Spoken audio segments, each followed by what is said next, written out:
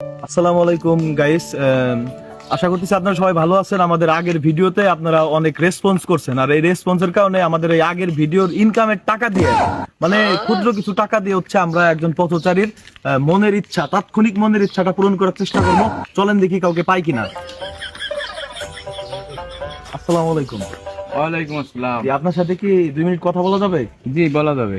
জি, আমরা চাচ্ছিলাম কি যে আপনার হচ্ছে তাৎক্ষণিক, মানে আপনার মনের একটা ছোট ইচ্ছা পূরণ করতে চাচ্ছিলাম। আপনার মনের কি ইচ্ছা বলেন? আমার মনে আছে, একটা ইচ্ছা আছে। জি জি জি। আমার মনে একটা ইচ্ছা আছে, যদি একটা বিড়ি খাওয়াইতেন। তো দিন শেষে আপনার এই সিগারেট খাওয়ার ইচ্ছাটাই পূরণ করব। বাবা, আসলে কি এই সিগারেটের দাম বাড়ার পর থেকে এখন পর্যন্ত আমি সিগারেট খাইনি। আহা, তো দর্শক দেখতেই পাচ্ছেন সিগারেটের দাম বাড়ার কারণে আমাদের এই মানে এই তরুণ সমাজ না, এই তো তারুণ্যের যেই আভাসটা আছে, এরা মনে করে সিগারেট খেতে পারতেছে। যাই হোক, সিনিয়র কাকা, তাকে আমরা অবশ্যই তার মনের আশা পূরণ করব।